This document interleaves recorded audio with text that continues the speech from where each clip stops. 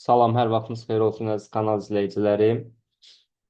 Biz sizlə yenə də video izahlarımıza davam edirik. Video izahlarımız abituriyentlərə informatika öyrənmək istəyən hər bir şəxsə informatika müəllimlərinə dəstək məqsədi ilə çəkilir.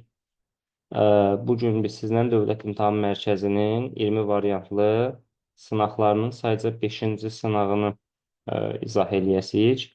Və sınağa keçmədən öncə bir daha nəzərinizə çatdırmaq istəyirəm ki, informatika fənnindən öz nəticəsini mükəmməlləşdirmək istəyən hər bir abituriyent, sıfırdan informatika hazırlıqlarına başlayan hər bir abituriyentlər bizim sürət qruplarımıza müraciət edə bilərlər. Sürət qruplarımız artıq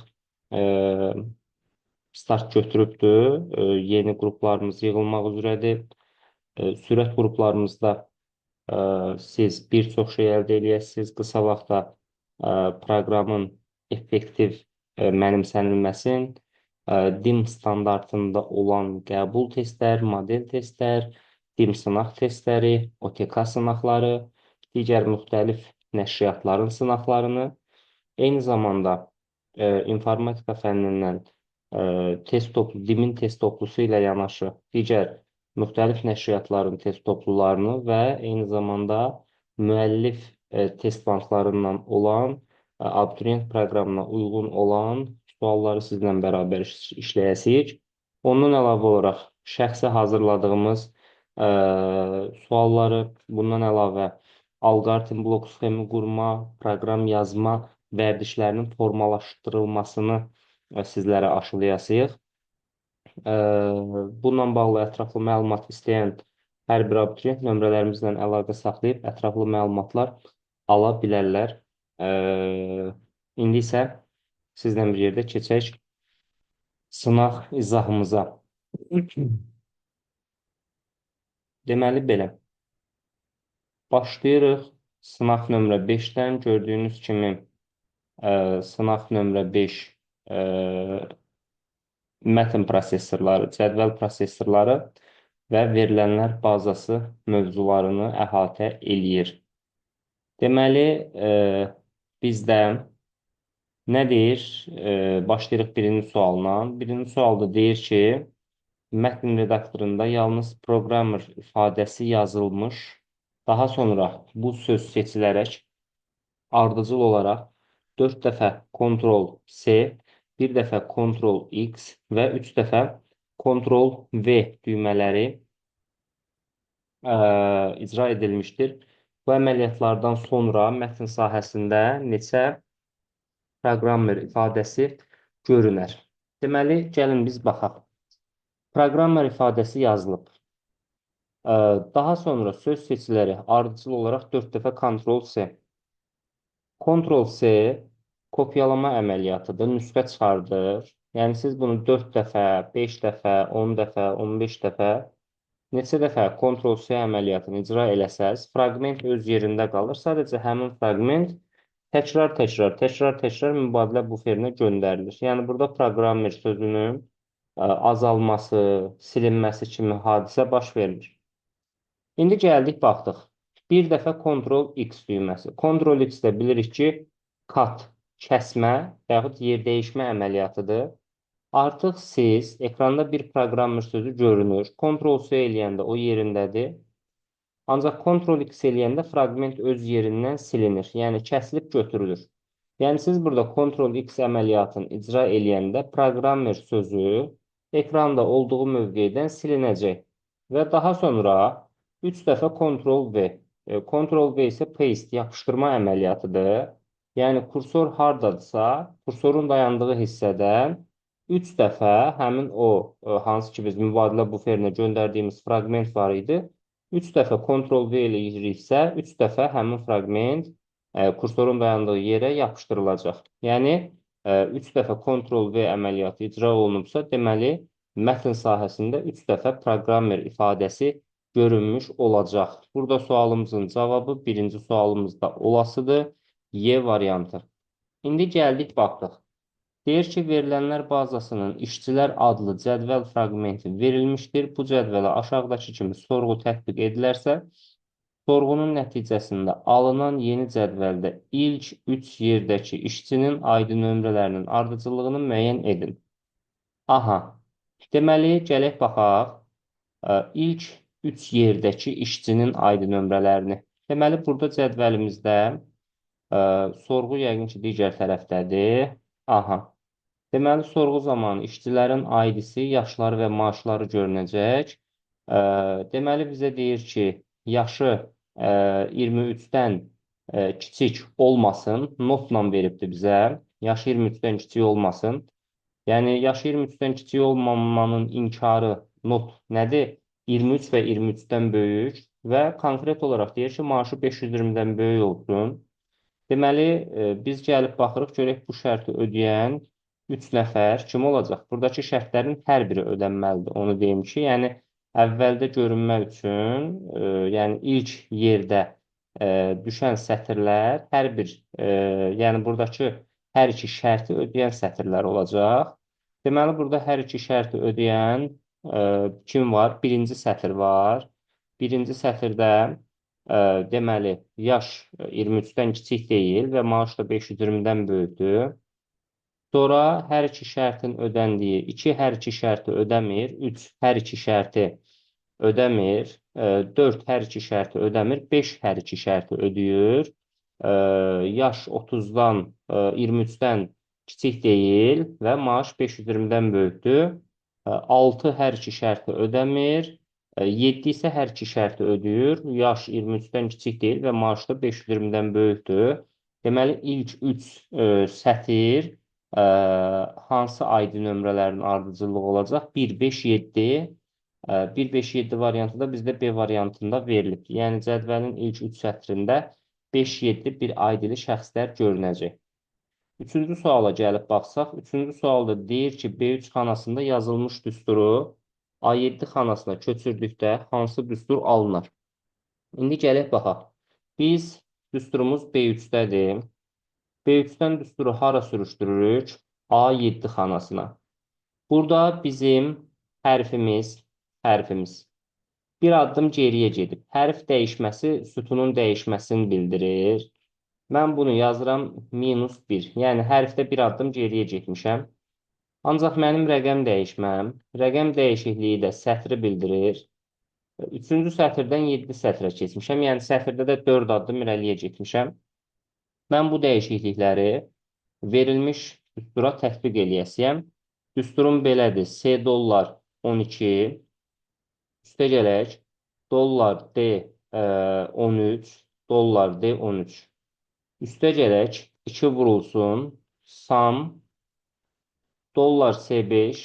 Dollar C5 və D dollar 3 diapazonu. D dollar 3. Deməli, nə deyir bizə?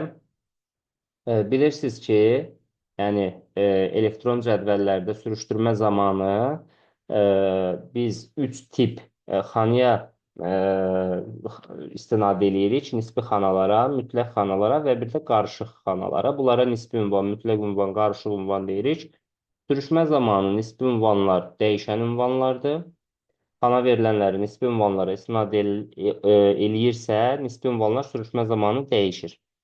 Mütləq ünvanlar isə sürüşmə zamanı dəyişməyən ünvandır. Qarışıq ünvanın nisbi və mütləq ünvanından ibarətdir. Qarışıq ünvanda nisbi hissə sürüşdürmə zamanı dəyişir, mütləq hissə isə dəyişmir. Mütləqliyi nə göstərir? Sətrin və sütunun qarşısında dollar simvolu varsa, o həmin hissənin mütləqliyini bildirir. İndi biz düsturumuza baxsaq, düsturumuzda ancaq qarışıq ünvanların olduğunu görə bilərik. Ona görə burada mütləq hissələri dəyişməyəsiyik, nisbi hissələri dəyişəsiyik. Birinci gəldik, baxdıq. C dollar 12. C dollar 12-də bu dollar 12 hissəsi sətrin mütləq olduğunu göstərir. Deməli, burada sürüşmə zamanı bu dollar 12 olduğu kimi qalacaq, dəyişməyəcək. İndi mən hərf dəyişikliyim necədir? Hərfdə bir addım geriyə gedirəm. Deməli, C-dən bir addım geriyə gedəcəm, olacaq B. Üstə gələk, ikinci ünvana baxıram, bu da qarışıq ünvandır. Burada mənim sütunum mütləqdir. Mütləq olan dəyişmir. Sətrim, rəqəmim neyinibdir? 4 addım irəli gedib, bu 13-ü də 4 addım irəliyə aparıram. 13-ün üstünə 4 gəlirəm, yəni olur 17. 2 sabit ədəddir. Sabit ədədlər sürüşmə zamanı dəyişməz. Sam bizim cəmləmə funksiyamızdır. Bunu da heç nə eləmirik, dəyişməz. Dollar C5-də. Bu dollar C mütləq hissədir. Bunu dəyişə bilmərəm.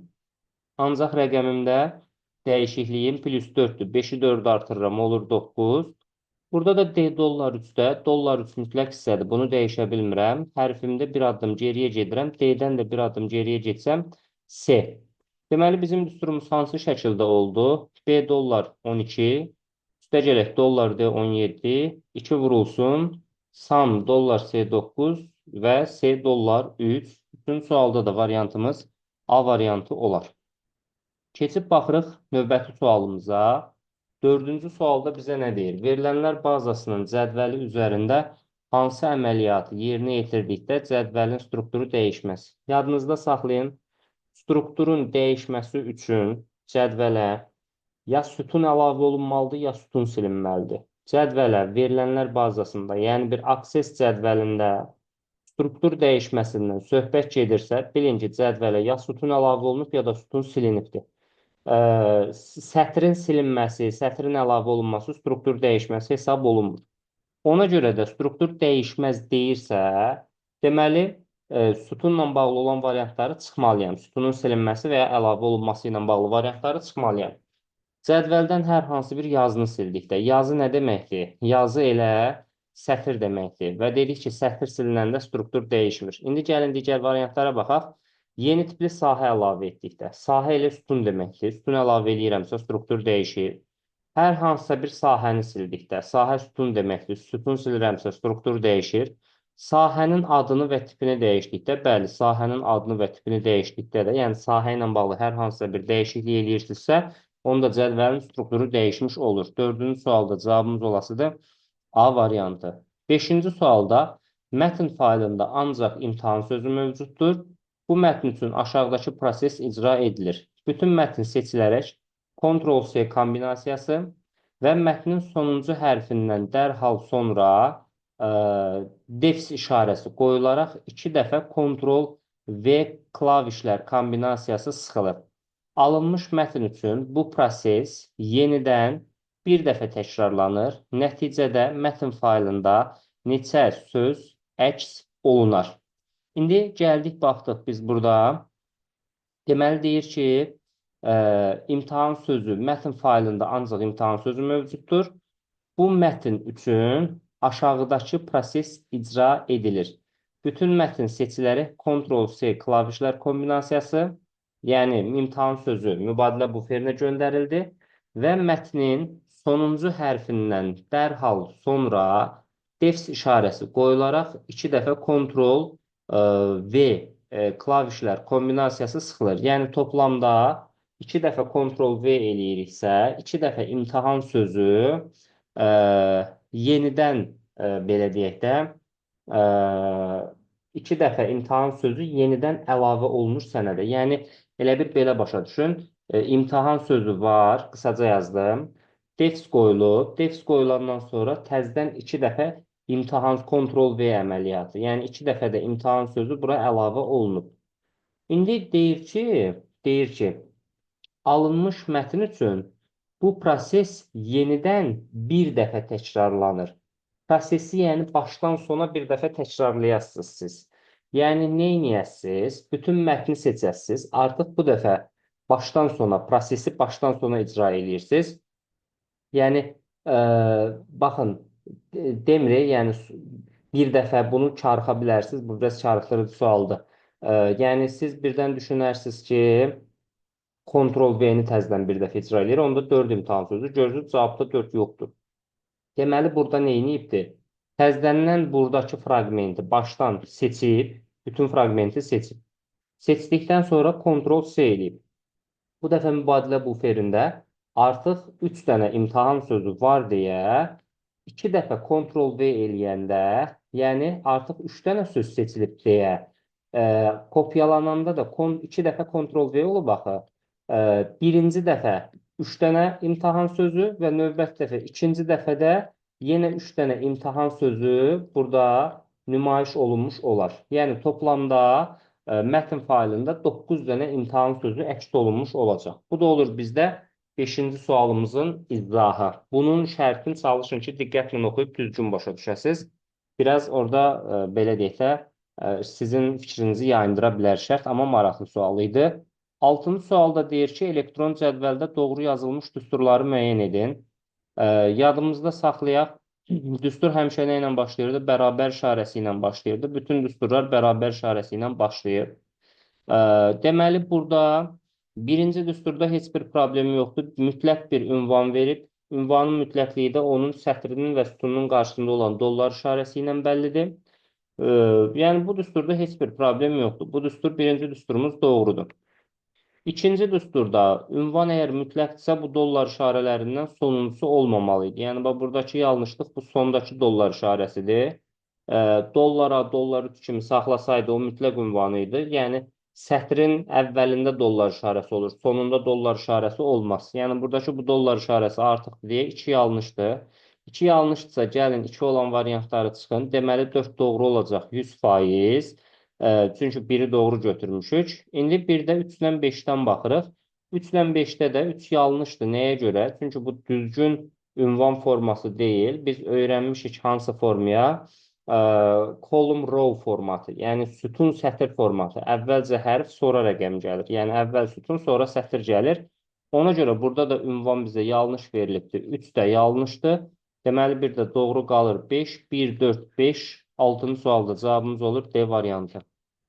Sonra baxırıq 7-ci suala. 7-ci sualda deyir ki, mətn redaktorunda informatika 145 yazısına hansı nömrəli komandalar? Deməli, indi siz burada ola bilər ki, fərqində olmaya bilərsiniz. Yəni, bu skan olunmuş versiyadır deyə.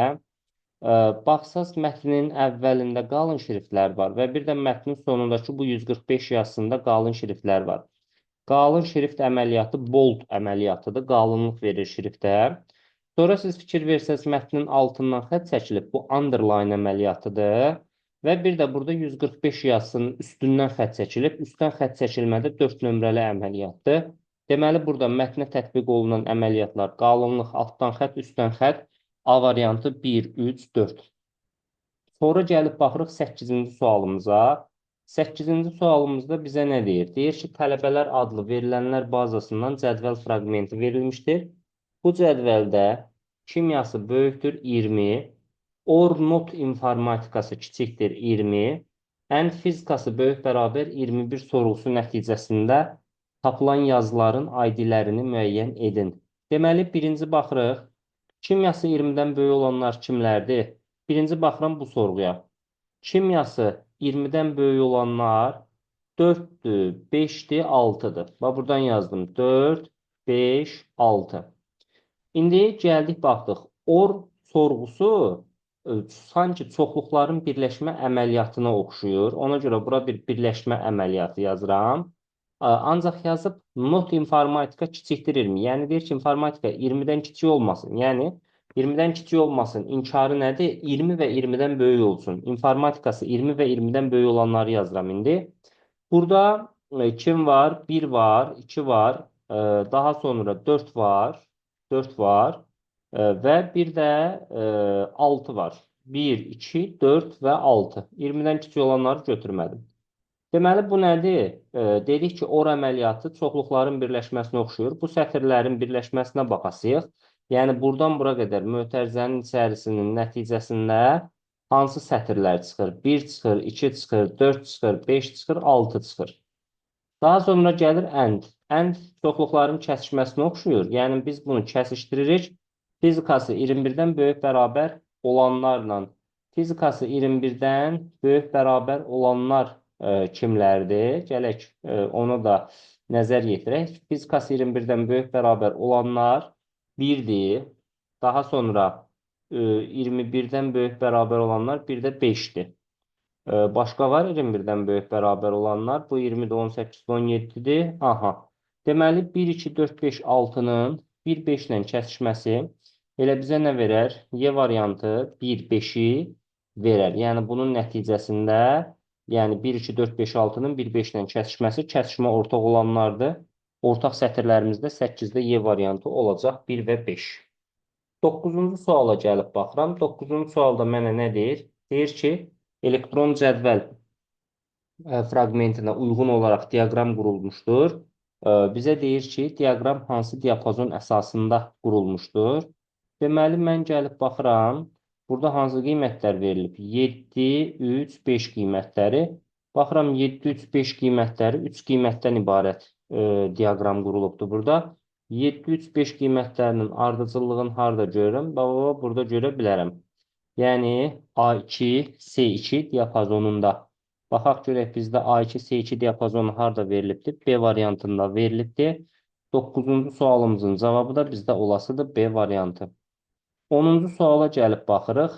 Deyir ki, mətn sahəsində yazılmış ifadə haqqında doğru olanları müəyyən edin. Deməli, informatika və informasiya. E, informatika və informasiyada deməli, deyir ki, doğru olanları müəyyən edin. Deyir ki, birinci, sola doğru düzləndirilib. Bu sola doğru düzləndirilməyib. Sola doğru düzləndirilsəydi, mətnin sol tərəfdə olardı. Amma mətnin sol hissəsində biz bir boşluq görürük. Deməli, bu bir yanlışdır. Bir yanlışdır. Qalın yazılış formasından istifadə edilib. Bunu düz deyir. İnformatika və informasiya qalın yazılıb. Və bir də burada fikir versəz, baxın bu düymə, indi test əgər əlinizdədirsə, həmin o testə baxanda görəsiniz ki, bax, bu görsünüz, U bir çərçivə içərisində deyil, amma B çərçivə içərisindədir. Yəni, bundan istifadə olunub deyə bu çərçivə içərisindədir. Burada qalınlıq var. 2 doğru. Sonra deyir ki, qalın yazılış formasından istifadə edilib. Yazı şriftinin ölçüsü 12 santimetrdir. Burada şrift ölçüsü, yəni punktdur, pointdir və o da santimetr deyil. Yəni burada 12 santimetr deyə bilməzsiniz. 12 punkt ya da 12 point deyə bilərsiniz. Bu 3 yanlışdır. Deyir ki, nişanlanmış siyahı ilə yazılır. Ümumiyyətlə, biz Word-də siyahılar bu hissədədir. Markerli siyahılar var. Yəni, hansı ki, siyahının elementlərinin qarşısında müxtəlif nişanlar görsənir. Bunlara nişanlanmış siyahı deyirlər. Nömrələnmiş siyahı və bir də multilevel list var. Burada yəni siyahı aktiv deyil. Hər hansısa bir siyahının olduğu görünmür. Yəni burada bir siyahı yoxdur. Burada sadəcə informatika və informasiya ifadəsi var. Yəni burada 4 çıxdı. Deyir, kursiv yazılış formasından istifadə olunub. Bunu da düz deyir. Çünki burada italik var. Görürsünüz, bu da çərçivə içərisindədir. Deməli, aktivdir. Ona görə burada 5 də düzdür və 6 bu çarıxdıra bilərsiniz. Nəyə görə? Baxın, burada səhifənin ölçüsünü tam verməyibdir sizə. Yəni, proqram pəncərəsinin ölçüsünü sizə tam verməyib. Mərkəzə doğru düzləndirilib. Şəkilə baxanda adam elə bilir ki, bu sağa doğru düzləndirilib. Onun da mərkəzə doğru düzləndirildiyini harada bilərsiniz? Baxın, abzasların düzləndirilməsi burada altından xətt çəkdiyim hissədədir. Soldan sağa doğru, birincisi sola doğru düzləndirməlidir. İkincisi mərkəzə doğru, üçüncüsü sağa doğru. Bu da hər iki tərəfdən düzləndirməlidir. Bax, görürsünüz, bu bir çərçivənin içərisindədir. Baba, bu. Aktiv olan budur. Aktiv olan budursa, deməli, mərkəzə doğru düzləndirmə var. Burada diqqətli olmaq lazımdır. Bu sualda maraqlı sual idi. Cavabımız olur D variantı 2, 5, 6. Deməli, 11-ci sualda bizə nə deyir? Deyir ki, mətn redaktorunda yazılmış Information Technology fraqmentində kursorun dayandığı mövqedən ardıcıllıqla aşağıdakı əmrlər tətbiq olunur. Bunlar demək olar ki, köhnə qəbullarda bu tipli suallara rast gəlmək olur. Maraqlı sualdır, yəni imtahan sual modelidir. Demək olar ki, imtahanda istifadə olunan modellərdəndir. Deməli, burada deyir ki, backspace klavişi 4 dəfə sıxılır. Yadımızda salırıq. Backspace kursorun solun, delete düyməsi isə kursorun sağ tərəfini silir. Əgər backspace klavişi 4 dəfə sıxılırsa, kursor buradadırsa, Y simvolu silindi, T simvolu silindi. Buradakı bu boşluq var. Boşluq silindi, bir də N silindi. Və bura qədər olan hissə qaralayıram. Bura qədər olan hissə getdi. Elə bilin ki, kursor gəlib dayanıb onun yanında. Yəni, bu qırmızıladığım hissə yoxdur. Deyir ki, sağ ox klavişi 3 dəfə sıxılır. Yəni, kursor bax buradan 3 simvol sağa getmiş olacaq. Bir simvol sıxanda C-nin önünə, ikincini sıxanda H-ın önünə, üçüncünü də sıxanda N-in önünə gələcək. Bax, kursor gəlib dayanacaq burada. Bu kursoru da buradan silirəm ki, yəni bu artıq silinib, burada yox. Delete düyməsi 5 dəfə sıxılır. Deməli, delete neyinirdi? Kursorun dayandığı yerdən sağı silirdi. Və buradakı 1 simvol, 2 simvol, 3 simvol, 4 simvol, 5 simvol. Bunların hər birini siləcək. Sonra deyir ki, backspace klavişi 6 dəfə sıxılır. Təzədən kursorumuz yenə buradadır. Gəlirəm 6 dəfə. 1, 2, 3. Sonra gəldim buradan 4, 5 və 6. Yerdə hansı söz qaldı? Informa. Informa variantı da bizdə harada verilibdir? Y variantında verilib. Bu da olur 11-ci sualımızın izahı. 12-ci sualda deyir ki, verilənlər bazası haqqında doğru ifadələri müəyyən edin. Deyir ki, bir neçə sütuna eyni ad vermək mümkündür.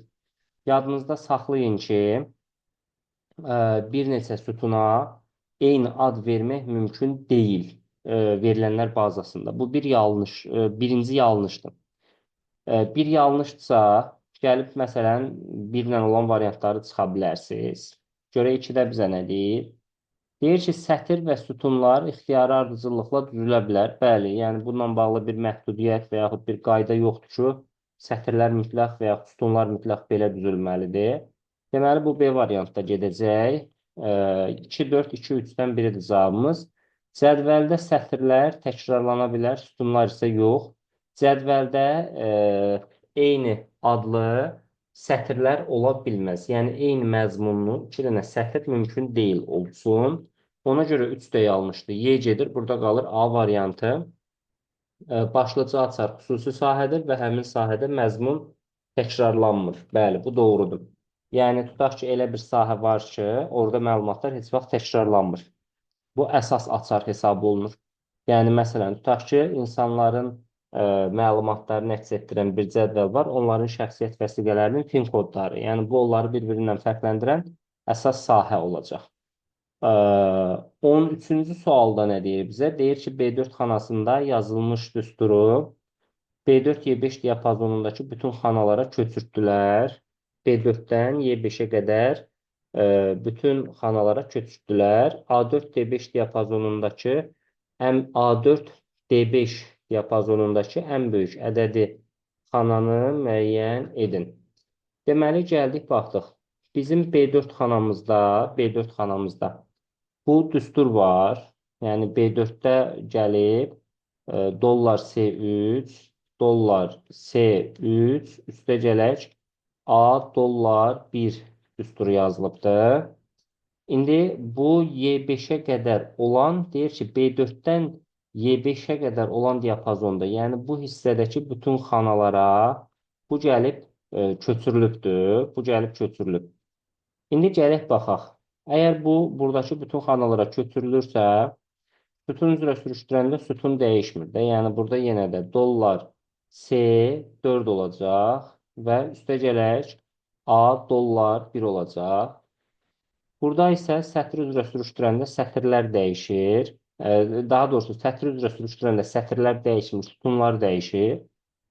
Yenə burada dollar C3 üstə gələk B, yəni artıq burada dollar C-ni ona görə dəyişmədim ki, o mütləqdir. Ancaq buradakı A-nı dəyişirəm. Bu olur B dollar 1, B dollar 1. Daha sonra burada yenə dollar C3, üstə gələk C dollar 1 və burada da dollar C3, üstə gələk D dollar 1 olasıdır. Və bunları da gəlib bir də aşağıya sürüşdürəsiyəm. Aşağıya sürüşdürəndə də dollar C4 üstə gələk B dollar 1, B dollar 1. Sonra dollar C4 üstə gələk C dollar 1 və bir də dollar C3 üstə gələk daha doğrusu dollar C4 üstə gələk D dollar 1 olasıdır. İndi gəldik, bunların qiymətlərini hesablasaq, bunların qiymətlərini hesablayaq. Deməli, gələk baxaq, C3-ün qiyməti neçədir? 16. İndi gəldik. C3 üstə gələk A1. Yəni, bu xanaya nəzərən deyirəm. 16, 15, bu olur 31. Sonra C3 üstə gələk B1. 16, 22. Bu olur 38. 38, bəli. Ondan sonra C3 üstə gələk C1. Bu olur 16, 18. 16, 18 bu bizə verir 34. Sonra bir də bu xanaya baxsaq, C3 üstə gələk D1. 16, 25. 16 ilə 25 toplayanda 30, 41. Bu da bizə verir 41. Gəlib burada baxsaq. İndi burada C4-ə nəzərən. Yəni C4-ün qiyməti artıq 38-dir. 38 ilə 15-i toplayanda bu bizə verir 53, 53. Sonra 30 C4-ün qiyməti 38-dir. 38 ilə B1-i toplayanda, yəni 22-ni toplayanda 38 ilə 22 bizə nə verir? 59 verir. Daha doğrusu 60 verir. 38, 22 bizə 60 verdi.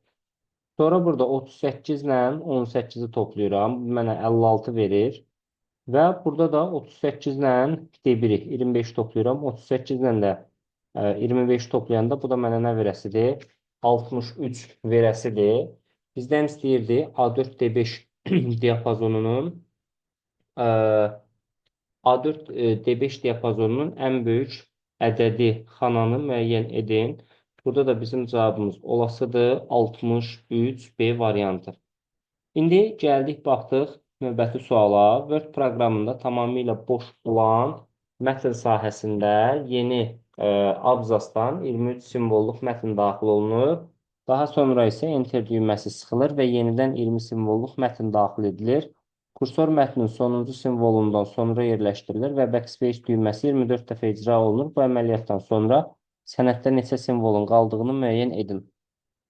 Deməli, burada gəlib nə edirik? Deyir ki, yeni abzasdan 23 simvolluq mətn daxil edildi. Daha sonra isə Enter düyməsi sıxıldı. 23 simvol var. Enter düyməsi yeni abzasdır. Və 20 simvolluq mətn, yeni abzasda da 20 simvol var. Deyir ki, kursor mətnin sonuncu simvolundan sonra yerləşdirilir və yerləşdirilir və Backspace düyməsi 24 dəfə icra olunur. İndi gəldik, baxdıq. Backspace kursorun solunu silir. Kursor əgər burada sonuncu abzasın sonuncu simvolundan sonra dayanıbsa və 24 dəfə icra olunubsa, 20 dənə simvolu siləcək. 20 dənə simvolu siləndən sonra 21-ci simvolu siləndə, 21-ci simvolu siləndə kursor gəlib dayanacaq artıq burada. Çünki Enter'in özü də axı bir simvoldur. Yəni Enter vuranda yeni abzasa keçirik. İndi mən 24 dəfə icra edirəmsə 20 dənə simvolu sildim. 21-ci vuranda qayıdır kursor gəlir bura, yəni abzası silir və yerdə qalır 3 simvol. Bu 23 simvolunda 3 dənə simvolunu siləcək. Artıq bu mətndə 20 dənə simvol qalmış olacaq. Bizdən də elə sənəddə neçə dənə simvolun qaldığını soruşurdu. 14-cü sualda cavabımız Y variantı. Bu sualda da diqqətli olun. Enteri nəzərə almasaq, bu sual yanlış olacaq. 15-ci suala gəlib baxsaq, verilənlər bazasında əlaqələndirilmiş cədvəllər verilib.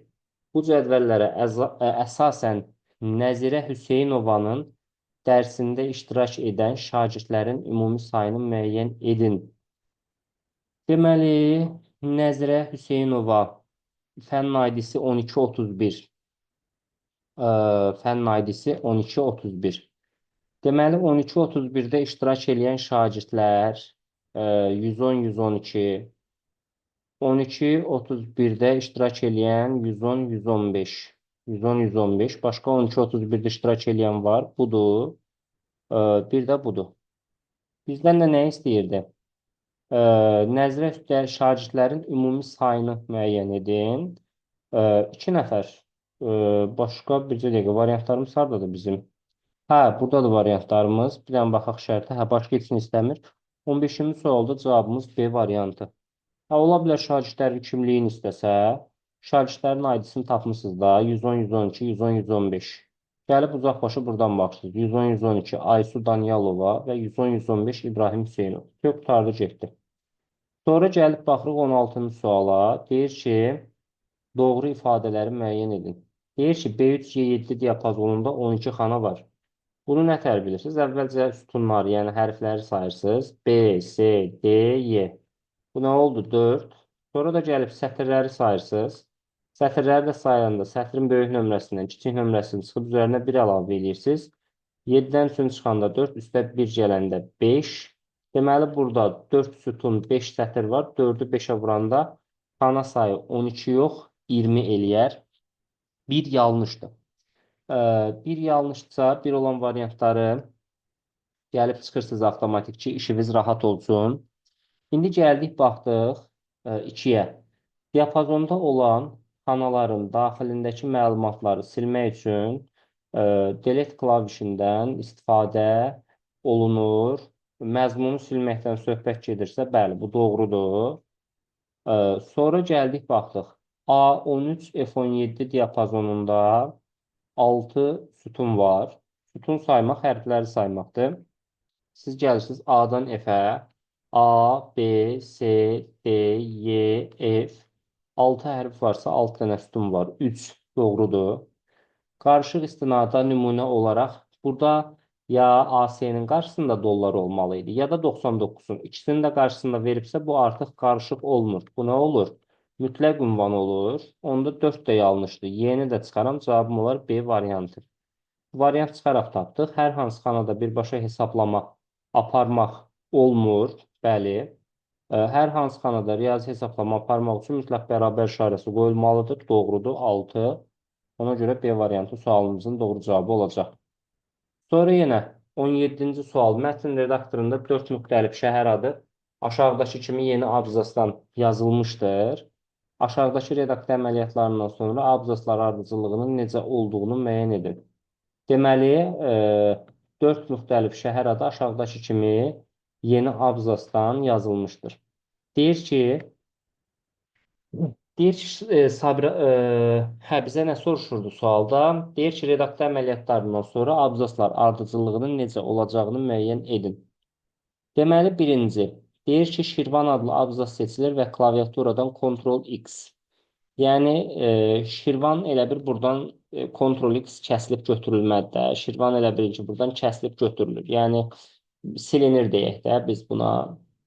Sonra deyir ki, kursor saatlı adlı abzasın əvvəlinə gətirilib, Ctrl-V saatlının əvvəlinə gətiriləndə onda əvvələ gəlir düşür 3, sonra gəlib olacaq 1, saatlının əvvəlinə qoymuşuq axı Ctrl-V eləyəndə. Yəni, indi mən bir yer yazmıram. 3, 1, sonra 2 və sonra 4. Bu şəkildə. İndi bu iki əməliyyatı icra elədik. Sonra nə gəlir? Sonra deyir ki, imişli adlı abzas seçilir və yenidən imişli adlı abzas seçilir və yenidən Ctrl-V düymə Ctrl-V klavişlər kombinasiyası icra edilir. Sonra kursor saatlı abzasının əvvəlinə gətirilir və deməli, imişli adlı abzas seçildi. İmişli adlı abzas hardadır? Burada 4-dədir. Seçildikdən sonra əgər yadınızda saxlayın, hər hansısa bir abzası seçirsinizsə, seçili vəziyyətdə nə isə Ctrl-V eləyirsinizsə, həmin seçilmiş hissədə silinmə olur. Yəni, burada artıq bu imişli abzası seçilib sonra Ctrl-V olunursa, imişli abzasının yerində gəlib, bax, bu 3-cü abzas, yəni Şirvan abzası dayanacaq. Yəni, elə bil ki, düzülüş növbəti dəfə 3, 1, 2, 3 şəklində gəlib olasıdır. Sonra gəlib baxırıq 4-də saatlı abzasın əvvəlinə gətirilir və Ctrl-V. Saatlı 1-dədir. Saatlının əvvəlinə gətirilib, yenə Ctrl-V, saatlı buradadır indi. Bunun əvvəlinə gətirilib Ctrl-V olunursa, onda belədir. 3, 3, 1, 2, 3 və sonra da nədir? Sabirabad adlı seçilir. Ctrl-C, yəni Sabirabadı sadəcə mübadilə buferinə göndərir. Burada bir əlavə olunma prosesi yoxdur. Deməli, abzaslar ardıcıllığı necə olacaq? Ən sonuncu hal budur. 3, 3, 1, 2, 3 şəklində. Bu da bizdə hansı variantdadır? 3, 3, 1, 2, 3 təbii ki, C variantındadır. Sonra gəldik, baxdıq növbəti sualımıza. Verilənlər bazası cədvəlində soyadı A hərfi ilə başlayan, yaşı 23-dən böyük olmayan, ixtisası riyaziyyat olan müəllimləri müəyyən etmək üçün cədvələ necə bir sorğu tətbiq edilməlidir? Deməli, gələk baxaq. Deyir ki, adı A hərfi ilə başlayan. Ə, deməli, soyadı A hərfi ilə başlayan, üzr istəyirəm. Deməli, biz gəlib baxırıq burada. Ə, soyadı A hərfi ilə başlasın. Yaşı 23-dən böyük olmayan, 23-dən böyük olmasın. İxtisası riyaziyyat olsun. İxtisas riyaziyyat, yaş 23-dən böyük olmasın, kiçik bərabər 23 və soyadı A ilə başlasın. Əslində 18-də A variantı ödəyir. Bir dənə digər variantlara da baxaq. Görək nəsə 18-ci sualda A-nı qeyd edirəm. Burada orla veribdir. Orla vermə nə deməkdir? Bu şərtlərdən hər hansı biri ödənsə, onları da seçəcək. Yəni, konkret olaraq soyadı A ilə başlayan, ola bilər ki, yaşı 23-dən böyük olanı da seçə bilər. Ona görə or olanları biz buradan silməliyik. Or əməliyyatı harada varsa. Burada yaşı 23-dən böyük olmayan deyir. Burada yaşı 23-dən böyük olanları seçib deyə yanlışdır. Burada da 23-dən böyük olmayan deyir. Yaşı konkret kiçikdir 23 yazıb. Yəni 23-dən böyük olmayan nə deməkdir? 23-dən böyük olmasın. 23 və 23-dən kiçik ola bilər. Burada bərabər şərtini nəzərə almayıb deyə yanlışdır. 18-ci sualda cavabımız A variantı. 19-cu sualda verilənlər bazasına aid cədvəl fraqmentinə əsasən yazıların sayını müəyyən edin. Yazıların sayı cədvəlin sətirlərinin sayıdır. 19-cu sualda da biz gəlib baxsaq bu cədvəldə deməli 1, 2, 3, 4, 5, 6, 7 dənə sətr olduğunu görə bilərik. Burada cavabımız D variantı. 20-ci suala baxsaq, 20-ci sualda nə deyir? Kitablar adlı strukturun aşağıdakı fraqmenti verilmişdir. Bu sahələrdən hansı kitablar adlı cədvəl üçün başlıca açar? Yəni, əsas açar ola bilər, onu soruşur bizdən. Deməli, kitablar adlı cədvəl üçün başlıca açar. Kitabın adı, kitabın qiyməti, kitabın nəşr ili. Burada başlıca açar. Kod kitab var, bir də kod oxucu var. Bu ad, qiymət, nəşrli açar sahə ola bilməz. Açar sahə nədir? Açar sahə sizin obyektinizi bir-birindən fərqləndirən o sahə ola bilər ki, orada məlumatlar ümumiyyətlə təkrarlanmasın. Yəni, məsələn, qiymət sahəsini siz açar götürə bilməzsiniz. Niyə? Ola bilər ki, bir neçə kitabın qiyməti eyni olsun. Ona görə burada kitabı fərqləndirən, yəni kitablar üçün kitabları bir-birindən fərqləndirən əsas açar sahə kitabın kodu ola bilər. Yəni kitabın sıra nömrəsi. Burada cavabımız Y variantı olacaq 20-ci sualda. 21-ci sualda diaqramda nömrələnmiş elementlərdən legendanı müəyyən edin. Legenda təbii ki 3-dür burada. 21-ci sualımızın cavabı D variantı bu hissə. Sonra gəldik, baxdıq 22-ci suala. Doğru olmayanları müəyyən edin. Doğru olmayanın elə biri 1-dir. Bu simvol sətr və abzas arası məsafəni, sətrlər arası məsafəni nizamlamaq üçündür. Deməli, doğru olmayanlardan bir, pi riyazi düsturlar əlavə eləyə bilir, bəli. Klaviaturada olmayan simvolları da əlavə eləyə bilər. Bu doğrudur. 2 olan variantları çıxsaq, 1-5 yanlışdır. Bu şəkil əlavə eləmək üçündür. Qaldıq 3 və 4-ün arasında 4 düzdür. Cədvəlləri əlavə eləyir. Table'ın, yəni cədvəllərin işarəsidir. Simvolun rəngini dəyişmir, simvolun ölçüsünü dəyişir. 22-ci sualda cavabımız A variantı olur. 23-cü sualda deyir ki, elektron cədvəl fraqmentində C3 xanasına, C3 xanası buradır. Hansı tam ədəd yazılmalıdır ki, D2 xanasının qiyməti 57 olsun. Deməli, mən gətirib bura bir x desəm, Ə, deməli, D1-in qiymətini gəlin birinci hesablayaq. D1-in qiyməti nədir? Gəlin bunu, bu sualı mən digər tərəfə atıram. Gələk Paint-də bircə dəqiqə tam ekran paylaşaq. Sualımızı ataq Paint-ə.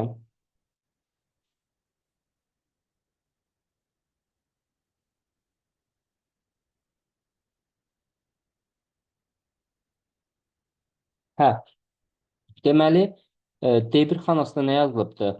D1 xanasına yazılıb ki, SAM B2C4. B2C4 haradır? B-nin ikincisi, B2C3 üzr istəyirəm. SAM B2C3 bax, bu diapazondur, bu diapazon. Bu düsturun açılışı, yəni D1 xanasının qiyməti. SAM cəmdir. 29, üstünə də 5 eləndə 34. 34 plus x-dir. 34 plus x-dir. Və bir də üstünə bu 5-i gəlirik. Yəni, D1 xanasının qiyməti 39 plus x-dir. İndi gəlin D2 xanasının qiymətini hesablayaq. Deyir ki, D2 xanasının qiyməti 57 olmalıdır. Yazıb ki, D2, 2 D1. Yəni, 2 vurulsun. 39 üstə gələk x çıxılsın. SAM S2 S4. SAM S2 S4-də baxın SAM S-nin ikincisindən dördüncüsünə qədər. Baba, bu qırmızı çərçivəyə aldığım hissədir. Bu da bizə verəsidir. Bu da bizə verəsidir. Çıxılsın S2 S4-ün cəmi nə eləyir? 27 üstəgəl x eləyir də. 27 üstəgəl x. Və bir də çıxılsın 4. Və bunun qiyməti nəyə bərabər olmalıdır? D2 xanasının qiyməti 57-yə bərabər olmalıdır. Gələk bu tənliyi həll eləyək. 2-ni 39-a vuranda 78 üstə gələk 2x çıxılsın 27 çıxılsın x çıxılsın 4 bərabərdir 57-yə. 78-dən 27-sini çıxsaq, bu bizə verəcək 51. 51-dən də 4-ünü çıxsaq, bu da bizə verəcək 47. 47 üstə gələk x bərabərdir 57-yə və x də bərabərdir 10-a. 23-cü sualda biz sualımızın cavabına gəlib tapdıq 10. Bu da olur 23-cü sualımızın izahı. 24-cü suala gəlib baxsaq, deyir ki, elektron cədvəl fraqmenti verilib B1 xanasına hansı tam qiymət yazılmalıdır ki, A2, S2 diapazonuna əsasən qurulmuş diaqram aşağıdakı kimi olsun. Deməli, B1 xanasına hansı tam ədəd yazılmalıdır ki, bura bir x deyək. Deməli, biz gəlin baxaq, A2 xanasında bizə nə veribdir? B1 üstəgəl A1 çıxaq 2. Yəni, x plus 3 çıxaq 2. Yəni, bu olacaq x plus 1. Baxın, mən bura x demişəm B1 xanasına. Bu x-dir, bu 3-dür. Bir də bu çıxaq 2. Yəni, x plus 3 çıxaq 2, x plus 1 verir də. İndi B2 xanasının qiymətini hesablayıram. B2 xanasının qiyməti B1 vuraq. B1 çıxaq 2 S1. B1-in qiyməti x-dir. Çıxaq 2 dənə S1. S1-in də qiyməti x çıx 4-dür də. X çıx 4-dür elə bir bura. B1 çıxaq 4 verir baxı. Bu da olacaq x minus elə bir belə deyək də. B1 çıxaq, yəni x minus 2 vurulsun x minus 4. Yəni x çıxaq 2x üstəgəl 8. Bu da elə 8 çıxaq x deməkdir. 8 çıxaq x deməkdir. S2 xanasının qiymətini hesablasaq, S2 xanasının da qiyməti B1 üstəgələk B2 bölə 2 çıxaq 1-dir. B1 üstəgəl B2, B1 üstəgəl B2. B1 x-dir. B2 də 8 çıx x-dir. Bunları toplayanda 8 eləyir. 8-i 2-yə bölsək 4 eləyir. Və 4-dən də 1 çıxsaq 3 eləyir. Burada gəldi, bizə verdi 3. İndi biz gələk baxaq. A2, B2, S2-ni biz tapdıq. Bu ikisinin cəmi, yəni ixtiyari ikisinin cəmin bizə digərin verməlidir də. Biz bura bir neçə halda baxa bilərik. Ya x plus 1, 8 minus x toplayıb 3-ə bərabər eləsək. E, təbii ki, bu doğru olmayacaq. Çünki bu ikisinin cəmi bura bərabərdir.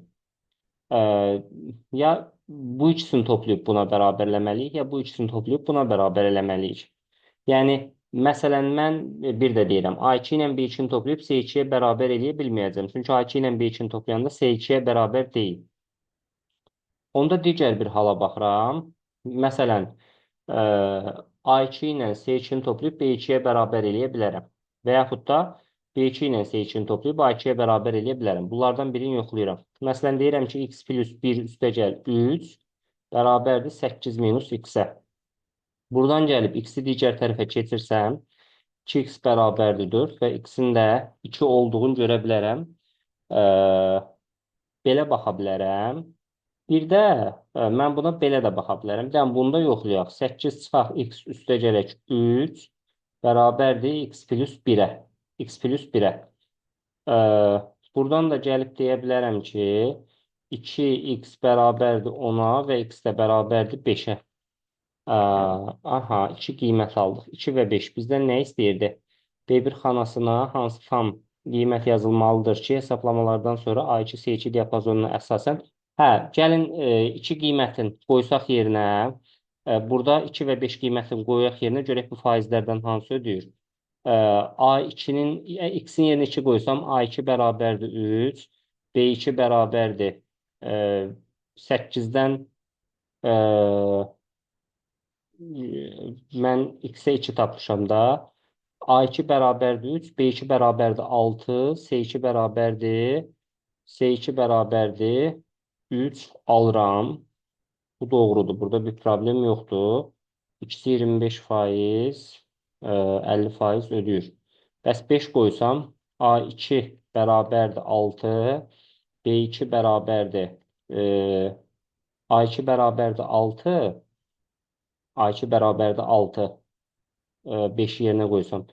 B2 bərabərdir 3 və C2 bərabərdir 3 almış oluram.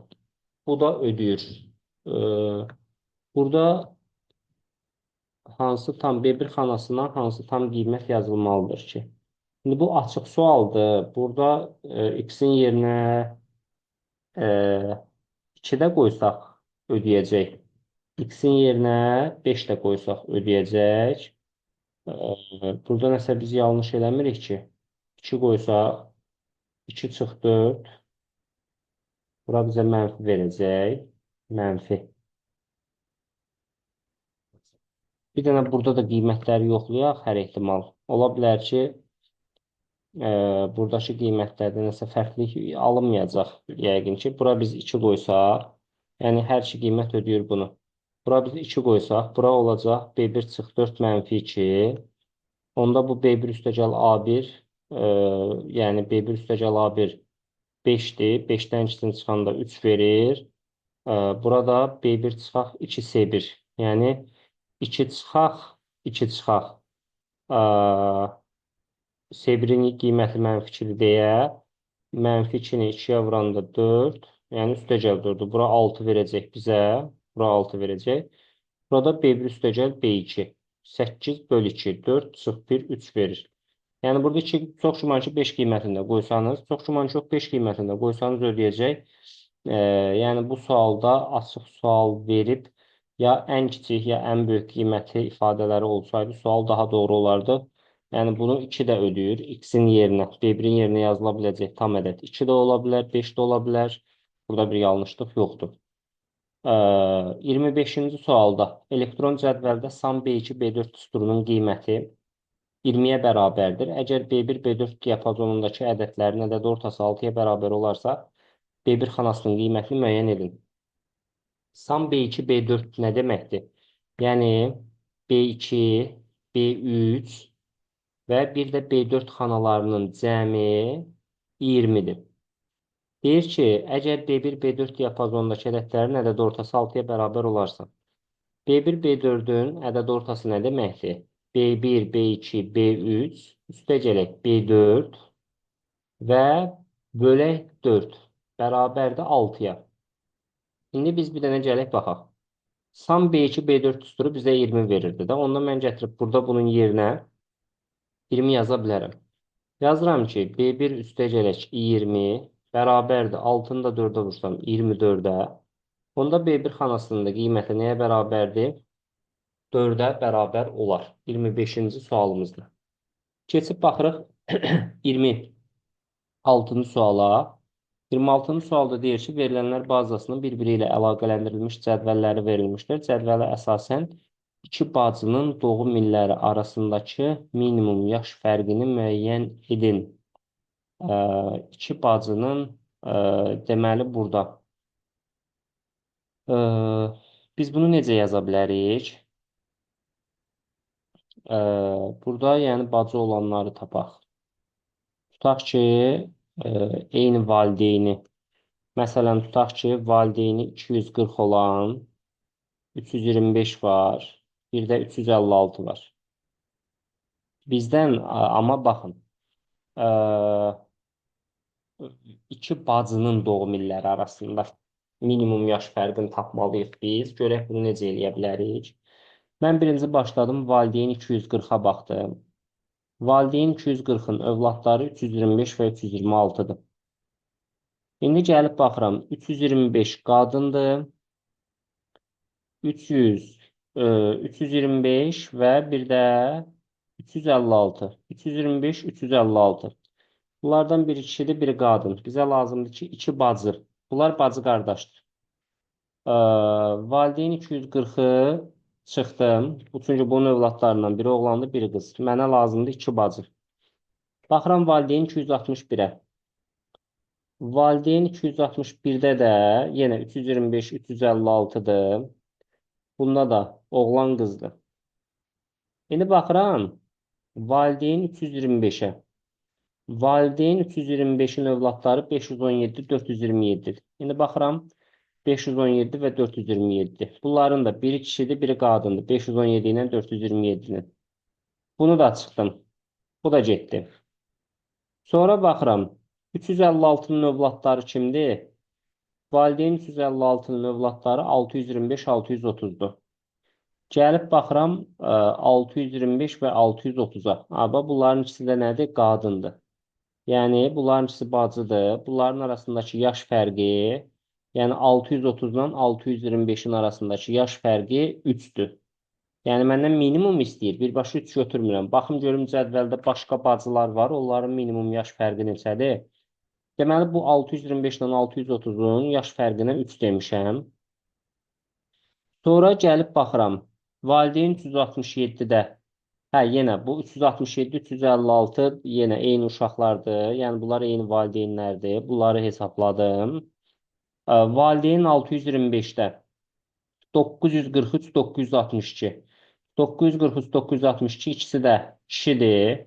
Bizdə iki bacının minimum yaş fərqini istəyir. Bir də valideyn 427-də 743, 854-dür. Bunların arasında 743, 854. Valideyn 427-nin övladları 743, 854-dür.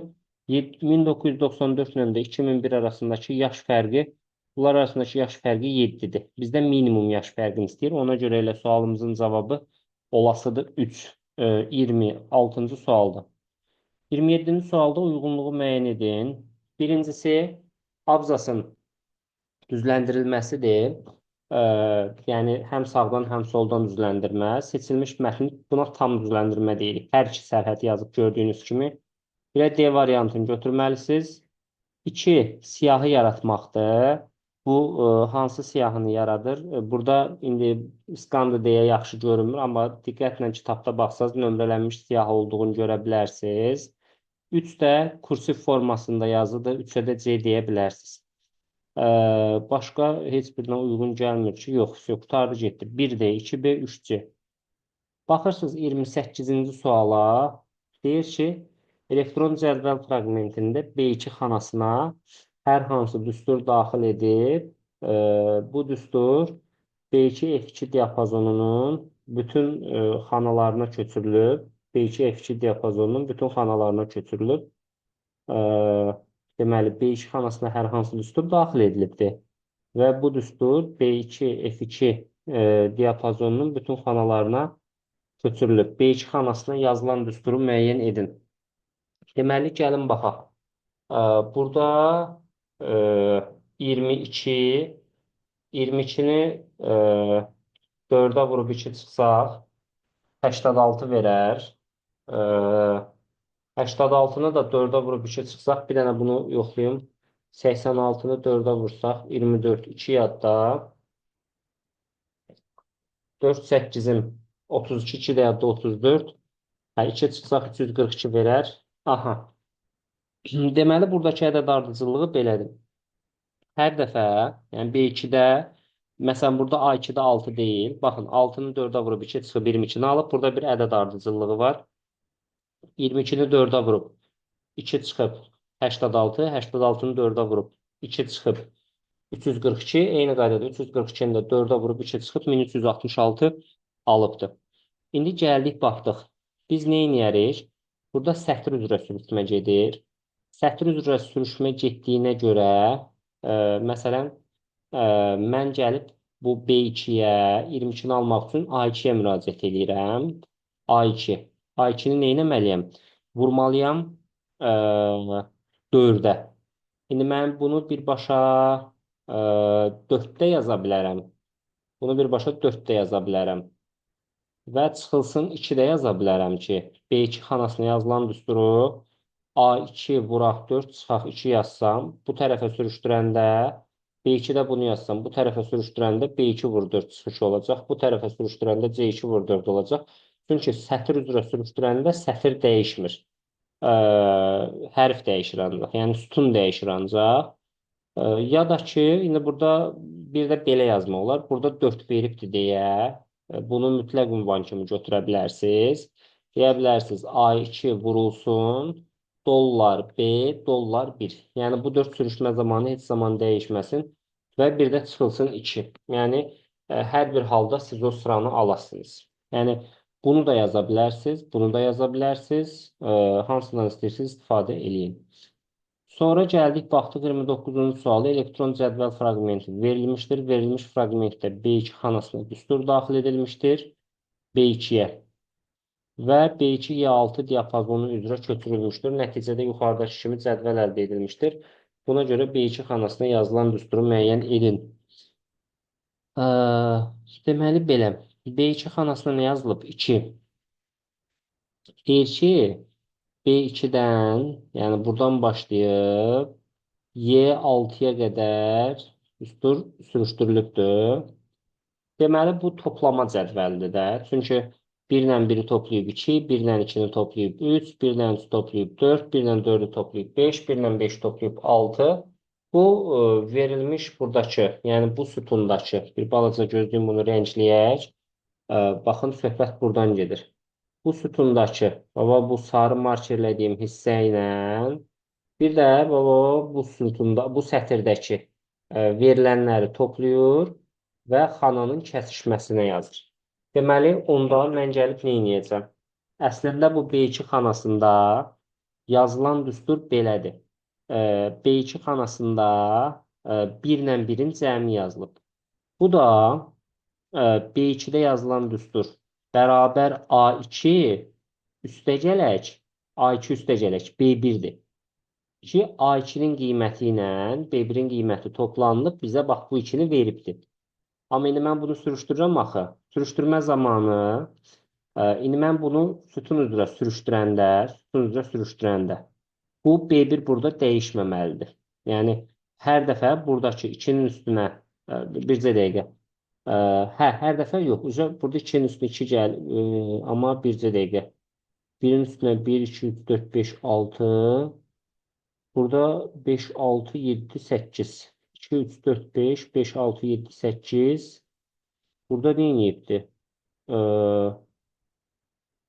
Cədvəl yox, toplama cədvəli deyil bu. Burada nə edib? Biri 1-ə vurub, üstə 1 gəlib, 1-i 2-yə vurub. Deməli, bir dənə cədvəli tam başa düşək. Deməli, 2, 3, 4, 5, 6, 5, 6, 7, 8, 9, 10, 11, 12, 13, 14, 17, 18, 19, 20, 21, sonra bir də 26, 27, 28, 29. Deməli, burada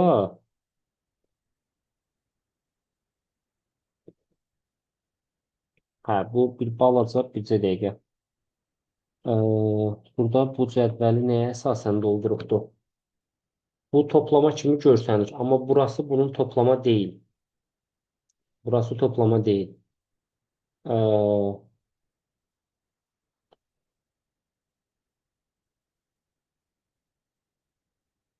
Bir dənə bu 29-cu sual qalsın. Baxaq 30-a sonra qayıdarıq 29-a. 30-cu sualda bizə nə deyir? 30-cu sualda deyir ki, verilənlər bazasının cədvəli verilmişdir. Cədvələ müəyyən sorğu tətbiq edildikdən sonra yeni cədvəl alınıb. Birinci cədvələ tətbiq edilən sorğunu müəyyən edin. Deməli, fikir versəz, burada soyad hissəsində ancaq nələr görsənir? M hərfi ilə başlayanlar. Baxın, Məmmədova, Mikailova, Məhərrəmli, Muradova və soyadında M hərfi olanlar var. Bunu gəlin qeyd eləyək. Soyad bərabərdir M ulduz yazıram. Çünki başqa soyadlı adam yoxdur burada. Ancaq M-larla var. Deməli, bu sorğuda ola bilər. Ondan sonra gəlib baxırıq adlarında. Adlarında nə var? Sevgi, İpək, Anar, Lalə. Adlarında Sevgi, İpək. Bəs maaşlarına baxaq. Maaşları 660, 236, 382, 251. 660. Hə, maaşla bağlı.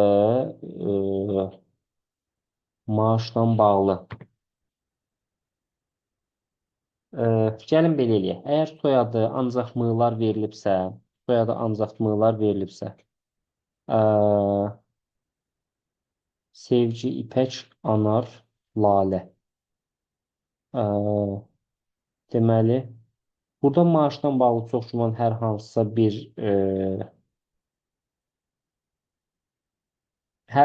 bir əməliyyatdan istifadə eləməyəcəyik maaşla bağlı. Nəyə görə? Çünki maaşı tutaq ki, elə bir hədd müəyyənləşdirib, bundan böyük, bundan kiçik, bundan böyük bərabər, bundan kiçik bərabər deyə bilmərəm. Çünki bir dənə böyük qiymət var, qalanları kiçikdir. Yəni bunu da mən hər hansısa bir şərtə sığdıra bilmirəm hal-hazırda. Ona görə baxıram ada.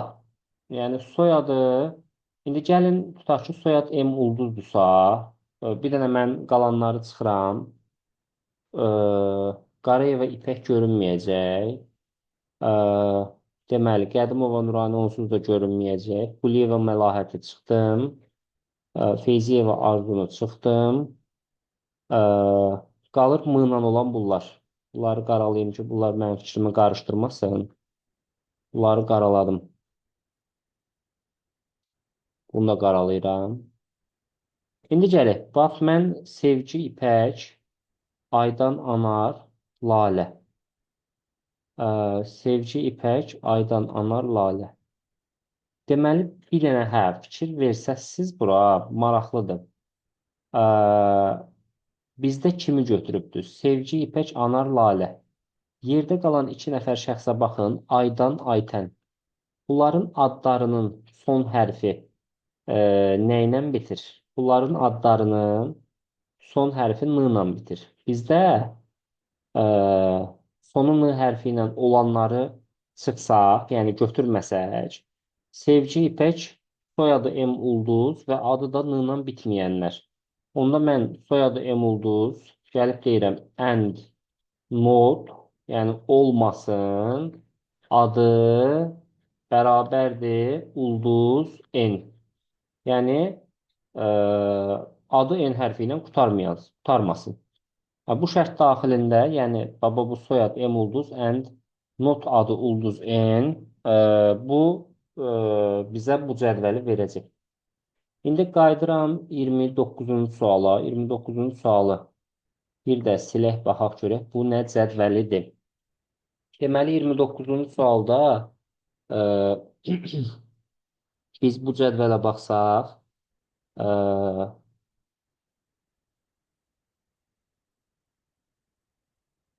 bu deyəsən bizə dəqiqə. Hə, bu yəqin ki belədir. Ə, burada bunların hər birinin kvadrata yüksəldibdir. Baba bu hissədə. Bunların hər birinin kvadrata yüksəldir. Və üstünə də bunları gəlir.